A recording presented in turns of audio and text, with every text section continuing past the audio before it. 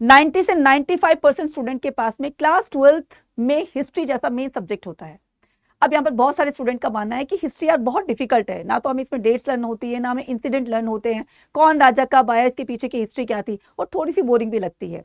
इसका एक ही रीजन है, इसका सबसे बड़ा जो रीजन है वो है हिस्ट्री को सही तरीके से ना पढ़ना। अच्छा, ये सोचा आपने कभी कि टॉपर्स कैसे हिस्ट्री में full out of full score कर लेते हैं? क्या ये सीक्रेट कभी जाना आपने? शायद नहीं जाना होगा, और टॉपर्स बताएंगे भी नहीं। लेकिन आज की इस वीडियो में मैं आपको बताने वाली हूं कि टॉपर्स हिस्ट्री को कैसे पढ़ते हैं, जिसका उनके हर एक टेस्ट के अंदर, चाहे वो स्कूल में हो, चाहे वो आपके सेमेस्टर एग्जाम हो, चाहे वो हाफ ईयरली हो, चाहे वो आपके प्री बोर्ड हो, चाहे वो आपके बोर्ड एग्जाम हो, तो उनके कैसे फुल मार्क्स आ जाते हैं। तो वही सीक्रेट आज मैं आपको इस सेशन के अंदर बताने वाली हूँ। तो इस वीडियो को लास्ट तक देखना है, और अगर आप चैनल पर नए तो चैनल को सब्सक्राइब जरूर करना है, और इस वीडियो को ज्यादा से ज्यादा अपने नेट तक शेयर भी कर देना है, ताकि सभी बच्चों की ये जो छोटी सी कंफ्यूजन है ना कि हिस्ट्री जो है बोरिंग लगती है, हिस्ट्री जो है बहुत डिफिकल्ट लगती है, वो थोड़ी सी उनकी दूर हो जाए। तो यहाँ पर हम स्टार्ट करते हैं how to study history like a topper. तो सबसे पहले हम बात करते हैं, हिस्ट्री बेटा कोई रटने का सब्जेक्ट नहीं है, हिस्ट्री अंडरस्टैंड करने का सब्जेक्ट है। जितना आप अंडरस्टैंड करोगे उतनी ही लॉन्ग टर्म तक वो चीजें आपके दिमाग में रिटेन रहेगी, ठीक है, भूलोगे नहीं। तो हमने क्या करना है, सबसे पहले हमें इस बात पर फोकस करना है कि read to understand, not to memorise, ठीक है। तो आपको रट्टा नहीं लगाना, आप रट्टा लगा रहे हो, ठीक है, 1857 में रिवोल्ट हुआ था, 1857 में रिवोल्ट हुआ था, ऐसे नहीं करना। रिवोल्ट हुआ था, लेकिन रिवोल्ट के पीछे के कारण क्या थे, ठीक है, कारण होने के बाद ये रिवोल्ट क्यों हुआ, उसके बाद इसके कंसिक्वेंसेस क्या निकले, इसका इंपैक्ट क्या पड़ा। तो जब आप पूरी की पूरी कहानी जान जाओगे, तब जाकर के 1857 का रिवोल्ट आपको बहुत अच्छे से क्लियर हो जाएगा, कौन कौन से लीडर्स ने उसे पार्टिसिपेट किया है ना। तो उसको एक कहानी की तरह से आपने लर्न करना है, ठीक है, मतलब लर्न भी नहीं करना, कहानी की तरह से आपको समझना है। जैसे क्या होता है, हम मूवी देखते हैं, ठीक है, तो मूवी की स्टोरी हम जब देखते हैं तो सारी चीजें हमें समझ में आने लगती है, और आप जो है उसको साल भर बाद भी पूछोगे यार उस मूवी में क्या हुआ था, आप फौरन बता दोगे कि इस मूवी में ये हुआ था, वो हुआ था। सेम ऐसे हिस्ट्री को भी हमें एक स्टोरी टेलिंग के मेथड से पढ़ना है। स्टोरी की तरह से पढ़ोगे, वो चीजें आपकी लॉन्ग टर्म तक रिटेन रहेगी, ठीक है। उसके बाद हम बात करते हैं अपने स्टडी फ्रॉम एनसीईआरटी फर्स्ट। बहुत सारे स्टूडेंट ये गलती करते हैं कि यार हिस्ट्री के चैप्टर जो है एनसीईआरटी में बहुत बड़े बड़े दिए हैं, तो क्यों ना हम कोई रेफरेंस बुक लेकर के थोड़े से शब्दों में हम ज्यादा चीजों को समझ सके, ठीक है। मान लिया कि वो चीजें आपके लिए बहुत अच्छी होगी और अच्छी भी है, लेकिन आपने गलती नहीं करनी है, स्टार्टिंग ही अपनी एनसीईआरटी बुक से करनी है, क्योंकि एनसीईआरटी बुक में जो कंटेंट दिया है बहुत ही ईजी और बहुत ही अंडरस्टैंडेबल कंटेंट दिया हुआ है। तो सबसे पहले आपको कॉन्सेप्ट्स को समझने के लिए एनसीईआरटी से अपनी शुरुआत करनी है, ठीक है। तो यहाँ पर टॉपर्स की हैबिट क्या होती है बच्चा, toppers habit, they master NCERT before using any reference book, ठीक है। तो टॉपर्स क्या करते हैं, एनसीईआरटी को पहले पढ़ते हैं, उसके बाद वो रेफरेंस बुक पढ़ते हैं, तो वो उनका जो कंटेंट है वो और ज्यादा स्ट्रांग हो जाता है, पक्का हो जाता है, ठीक है। उसके बाद में यहाँ पर एग्जाम्पल के तौर पर रीड वन चैप्टर, ठीक है। अब यहाँ पर क्या करते हैं, एक चैप्टर रीड करते हैं, ठीक है। अंडरलाइन द इंपॉर्टेंट कीवर्ड्स, आपको भी यही काम करना है। जब भी आप चैप्टर को पढ़ते हो तो उसमें जो भी इंपॉर्टेंट चीजें आई है, अभी नोट्स नहीं बनाने हैं, उनको सिर्फ अंडरलाइन कर लो। जैसे कौन कौन से डेट्स आई हैं, इंपॉर्टेंट डेट्स आई हैं, इंपॉर्टेंट इवेंट्स आए हैं, ठीक है, कौन से लीडर ने कहाँ से पार्टिसिपेट किया, ये वो सब है ना। तो आपने क्या करना है, underline the important keywords, dates और पर्सनैलिटीज। देन क्या करना है, रिवाइज ओनली दोज पॉइंट्स। फिर जब आपका पूरा का पूरा चैप्टर फिनिश हो जाता है, ओवर हो जाता है, खत्म कर लेते हो, देन उसके बाद में जो भी आपने अंडरलाइन किया है बस उसको रिवाइज करना है। अब बताओ है कहीं मुश्किल? नहीं है ना। चलो अब आगे चलते हैं, मेक वन पेज नोट्स। बहुत सारे बच्चे गलती करते हैं कि बड़े बड़े नोट्स बनाने लग जाते हैं। अरे भाई पूरे नहीं बनाने, देखो आपको नोट्स ऐसे बनाने जो आपके समझ में आ जाए, गंदी गंदी हैंडराइटिंग जैसे भी है आपको उसमें बना लीजिए, ठीक है। कहीं म्यूजियम में हमें नहीं लगाना है। तो जब भी आप चैप्टर को पढ़ते हो उसमें जो भी चीजें आपने इंपॉर्टेंट मार्क करी है, अंडरलाइन किया है, ठीक है, आप उसको साथ साथ में अंडरलाइन करने के साथ साथ में आप उसको लिखते भी रहिए। तो इससे ये रहेगा कि जब भी हमारा कोई एग्जाम आएगा तो वो चीजें हमने जो नोट डाउन करी है बहुत ही एक पेज में पूरा का पूरा समअप कर दिया है उसको, बस हमने उसको रिवाइज करना है। इससे सबसे बड़ा फायदा ये होगा कि सारी चीजें रिकॉल होती चली जाएंगी, हाँ मैंने ये लिखा था, इसके पीछे की ये स्टोरी थी, ठीक है। तो आपने क्या करना है, मेक वन पेज नोट्स। तो की ट्रेवलर्स, अब जैसे मैं यहाँ पर बात करती हूँ अपने हिस्ट्री के चैप्टर 5 की बात करती हूँ, तो हिस्ट्री के चैप्टर 5 में क्या है, through the eyes of traveller है। बहुत सारे ट्रेवलर्स आते हैं, लेकिन मेनली हमें इसमें 3 ट्रेवलर्स के बारे में बताया गया है, ठीक है। तो कौन कौन सी है, तो ट्रेवलर्स कौन कौन से थे, तो यहाँ पर ट्रेवलर्स एक कैप्शन डाल दोगे और उसका एक फ्लो चार्ट बना लोगे लाइक दिस, ठीक है। कौन कौन से ट्रेवलर आए थे, तो यहाँ पर आपने लिख दिया जैसे अल बिरूनी, क्या कर दिया आपने, अल बिरूनी, ठीक है। उसके बाद में आए थे इब्न बतूता, ठीक है। उसके बाद में आया था बर्नियर, ठीक है। उसके बाद में आया था बर्नियर, राइट। तो ये तीनों ट्रेवलर आए थे। ये तीनों ट्रेवल कब आए, ये आए थे भाई कितने में, 11th सेंचुरी में, ये आए 14th सेंचुरी में, और ये आए आपके 17th सेंचुरी में। इन्होंने क्या क्या सोचा, बस ऐसे ऐसे फ्लो चार्ट बनाने हैं, हो गया। अब देखो एक पेज पे हमने पूरा का पूरा चैप्टर समअप कर दिया, ठीक है। इन्होंने इंडिया के रिलीजन, इनकी जो कल्चर एक्टिविटीज है उसके बारे में फोकस करके अपनी बुक में लिखा, ठीक है। तो यहाँ पर उसका कंटेंट लिख दोगे, इसकी बुक का नाम लिख दोगे। उसके बाद इब्न बतूता ने मोहम्मद बिन तुगलक के साथ मिल करके वहां पर जो जज की भूमिका निभाई थी वो सारा का सारा लिख दोगे। देन उसके बाद में बर्नियर ने क्या किया, ईस्ट को वेस्ट से कंपेयर किया। अब देखो पूरा का पूरा चैप्टर जो है हमने फ्लो चार्ट की फॉर्म में बना लिया है ना, है ना इजी। बस आपको ये करना है। उसके बाद में यहाँ पर टाइम पीरियड, तो यहाँ पर 1 पेज, तो टाइम पीरियड यानी कि कौन से कब आए। अब मैंने इसी को ही टाइम पीरियड को ही यहाँ पर कंक्लूड कर दिया, ठीक है। उसके बाद में इंपॉर्टेंट ऑब्जर्वेशन, इंपॉर्टेंट ऑब्जर्वेशन में मतलब मैंने अभी बताया आपको कि रिलीजन और कल्चर पर फोकस करते उन्होंने अपनी बुक लिखी, ठीक है। इन्होंने एडमिनिस्ट्रेशन एक्टिविटीज कैसी थी कोर्ट की, ठीक है, वो सारी की सारी लिखी, ठीक है। और जाकर बहुत सारी चीजों को एक्सपीरियंस किया, जाकर अलग अलग जगहों पर, ठीक है। तो इसको घूमने फिरने का बहुत शौक था। उसके बाद में बर्नियर ने ईस्ट को वेस्ट से कंपेयर किया, यानी कि इंडिया को क्रिटिसाइज करते अपने यूरोप को सुपर डुपर बताया। बस ये सारी चीजें करनी है। फिर उसके बाद में इंपॉर्टेंट ऑब्जर्वेशन भी हो गया। उसके बाद में कीवर्ड्स और पीवाईक्यूज टॉपिक। पीवाईक्यूज टॉपिक का मतलब ये है कि प्रीवियस ईयर क्वेश्चन पेपर में हम ये देखेंगे कि through the eyes of traveller से कौन से टॉपिक से किस तरह का क्वेश्चन जो है आया हुआ है।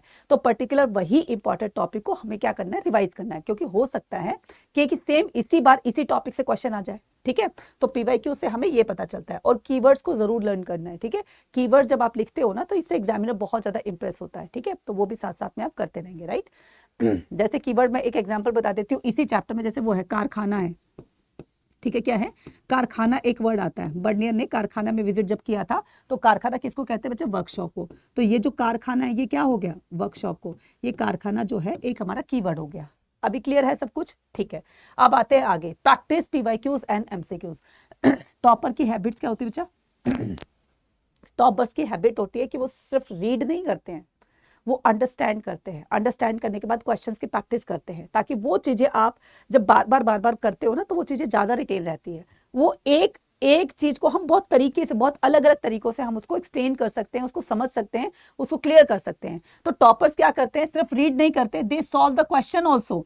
तो एग्जाम्पल के तौर पर जैसे आफ्टर कंप्लीटिंग द भक्ति सूफी ट्रेडिशन। अब ये भक्ति सूफी ट्रेडिशन मान लो आपने चैप्टर पढ़ लिया और ये बच्चों को बहुत डिफिकल्ट लगता है, वैसे इतना है नहीं, ठीक है। अब टॉपर ने क्या किया, ये भक्ति सूफी ट्रेडिशन को पढ़ लिया, ठीक है।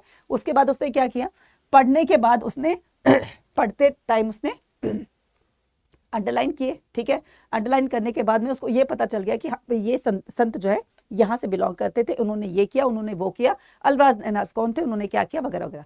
पूरा चैप्टर समझ में आ गया। पूरा चैप्टर समझने के बाद टॉपर्स क्या करते हैं, उसके कम से कम 15 to 20 एमसीक्यूज लगाते हैं, क्योंकि एमसीक्यूज आपके board exam as well as CUET में भी पूछे जाते हैं। उसके बाद यहाँ पर 5 ईयर प्रीवियस ईयर क्वेश्चन लगाते हैं, ठीक है। तो जो पिछले के आपके जो क्वेश्चन पेपर थे प्रीवियस ईयर में भक्ति सूफी ट्रेडिशन से किस तरह के क्वेश्चन पूछे गए थे, बस उसको वहां पर नोट डाउन करते हैं। उसके बाद यहाँ पर एक लॉन्ग आंसर उसका लिखेंगे, जो कि आपको प्रीवियस ईयर क्वेश्चन पेपर में मिल जाएगा। ये टॉपर्स की स्ट्रेटेजी होती है, हिस्ट्री को पढ़ने के साथ साथ उसको रिवीजन और प्रैक्टिस भी करना, ठीक है। आप भी एक काम कर सकते हो। तो कहते हैं ना कि मुश्किल नहीं है कुछ भी दुनिया में, तू जरा हिम्मत तो कर, ख्वाब भी हकीकत में बदलेंगे, तू जरा कोशिश तो कर। तो हमें कोशिश तो करनी चाहिए ना, और कोशिश करने वालों की कभी हार नहीं होती है। तो इस तरीके से आपको हिस्ट्री पढ़नी होगी। उसके बाद हम चलते हैं रिवाइज अगेन एंड अगेन। एक कहावत सुनिए आपने, practice makes a man perfect. भाई ये जो कहावतें बनाई गई है ना, ये बहुत ही सही बनाई गई है और बहुत ही सटीक बनाई गई है, सही भी होती है। ये जितनी आप प्रैक्टिस करोगे उतनी ही आपके अंदर परफेक्शन आती चली जाएगी। ऐसे बहुत सारे स्टूडेंट को जब मैं ऑनलाइन पढ़ाती हूँ, बहुत सारे स्टूडेंट, मैडम ये क्वेश्चन करवाया, मैडम ये क्वेश्चन कराया। अरे जब एक क्वेश्चन को आप 10 टाइम्स करोगे, एक क्वेश्चन को आप 1 टाइम करोगे, तो ये बताओ परफेक्शन किस में आएगी, 10 वाले में आएगी। तो ये कभी मत सोचा गो कि एक टॉपिक, एक क्वेश्चन हमने कर लिया तो हम उसको दोबारा नहीं करेंगे। जितनी बार उसकी प्रैक्टिस करोगे गलतियों के चांसेस कम होते चले जाएंगे। एक टाइम ऐसा आएगा जब बिल्कुल भी गलतियां नहीं होंगी, ठीक है। तो आपको रिवाइज एंड रिवाइज अगेन। अब यहां पर जो साइंटिफिक तरीके से एक बात बताई गई है कि इन डेज के अंदर आपको सेम वही चीज रिपीट करनी है, ठीक है। अब जब आपने चैप्टर पढ़ा, ठीक है, चैप्टर को पढ़ लिया आपने, डे 1 में पढ़ लिया, ठीक है। सेकंड डे आपने क्या करना है, उसकी 10 मिनट रिवीजन लगानी है। रिवीजन कैसे लगाओगे, जो आपने अंडरलाइन किया, जो आपने उसको लिखा, ठीक है, शॉर्ट नोट में। उसके बाद में क्विक रिकैप करना है। तो जब आपने सेकंड डे को आपने 10 मिनट रिवाइज कर ली, फिर उसके बाद 7 डे को आ जाओ। 5 दिन आपने कुछ नहीं करना है, उस चैप्टर को हाथ भी नहीं लगाना। 7 डे को क्या करना है, आपने फिर से वो ओपन करना है, उसकी क्विक रिवीजन लेनी है, फिर से वही आपने जो अंडरलाइन किए या आपने नोट डाउन किए, ठीक है, 7 डे को। उसके बाद में फिर भूल जाओ उसको, ठीक है। भूलने का मतलब है कि फिर उसको थोड़ा सा साइड कर दो। फिर जब आपका एग्जाम आने वाला होगा तो उससे एक दिन पहले पर्टिकुलर सारी चीज़ों को रिवाइज करना है, ठीक है। तो ये सारा का सारा मेथड है जो मुझे लगता है कि हर कोई इसको फॉलो कर सकता है। बहुत ही ज़्यादा हार्ड एंड फास्ट नहीं है कि बहुत ही ज़्यादा हार्ड है तो आप इसको फॉलो ही नहीं कर सकते हो। बच्चा फॉलो करके देखिएगा, ये आपके बोर्ड एग्जाम CUT दोनों में आपके काम आने वाला है, ठीक है। क्योंकि आपको बोर्ड एग्जाम भी देना है, उसके बाद में आपको CUT एग्जाम भी देना है और दोनों में अच्छा मार्क्स करने हैं, ठीक है, लेकर आने हैं। तो यही एक ऐसा तरीका है जिससे आप दोनों में अच्छा स्कोर कर सकते हो। तो टॉपर्स का फॉर्मूला यहाँ पर सीक्रेट फॉर्मूला जानते हैं। अब टॉपर्स तो आपको बताएंगे नहीं कि वो क्या करते हैं, तो यहाँ पर मैं बता रही हूँ कि टॉपर्स का जो सीक्रेट फॉर्मूला होता है वो क्या होता है। NCERT पहले पढ़ते हैं, ठीक है, पढ़ते टाइम वो अंडरस्टैंड करते हैं, उसको समझते हैं, फिर उसके बाद में उसको नोट करते हैं, एक पेज में पूरा का पूरा नोट बना करके उसको समराइज कर दिया।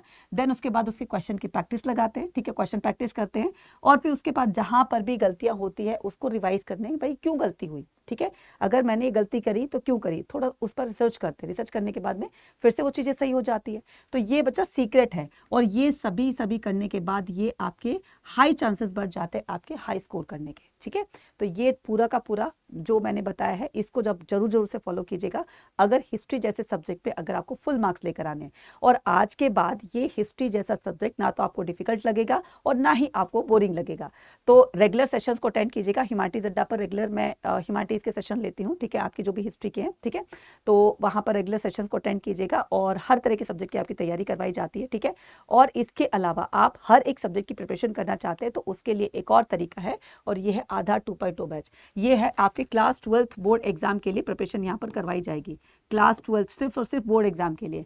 अगर चाहते हो कि हम तो CUT प्लस बोर्ड एग्जाम दोनों के लिए करें, CUT प्लस बोर्ड एग्जाम दोनों के लिए, तो ये आपका महापैक है, ठीक है बच्चा। ये क्या है आपका महापैक है, ये भी महापैक है और ये अल्टीमेट बैच है जो अभी स्टार्ट हुआ है।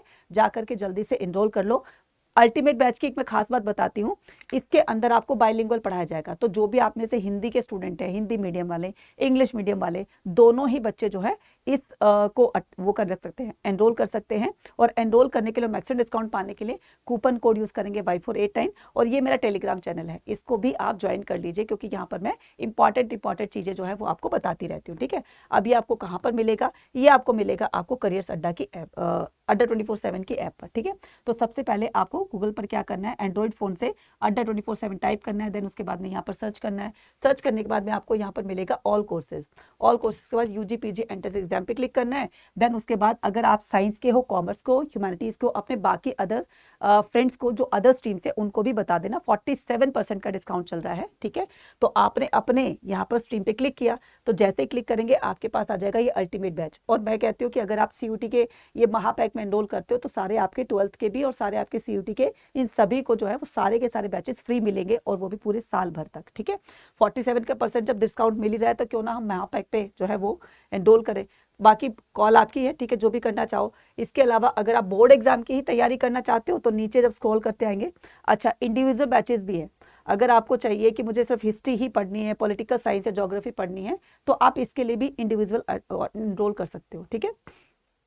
ये आपका आधार 2.0 बैच, ये सिर्फ और सिर्फ क्लास 12th के लिए, ठीक है, क्लास 12th के लिए है। और यहाँ पर हम करेंगे बाय नाउ करने के बाद 47% का फ्लैट डिस्काउंट पाने के लिए एक कूपन कोड यूज करना है आपने, Y489। क्या करना है, Y489, बस ये आपने कूपन कोड यूज करना है। और यहाँ पर सारी की सारी चीज़ों को आप क्या करोगे, हमारे साथ प्रिपेयर करते हुए चलोगे। हिंदी और इंग्लिश दोनों में है, बाइलिंगुअल है। जाकर अभी इसको एनरोल कर लो जिससे कि आपके CUT के डोमेन भी तैयार हो जाएंगे पूरी अच्छी तरीके से, राइट। फिर बाद में आप CUT चाहो तो बाद में आप कर लेना, नहीं तो अभी एनरोल करना चाहते हो CUT प्लस 12th के लिए तो वो आपका अल्टीमेट बैच है, ठीक है। तो मिलते हैं अपने नेक्स्ट वीडियो में। Till then take care, bye bye to all. और वीडियो कैसी लगी मुझे कमेंट सेक्शन में लिखकर जरूर बताइएगा। Thank you.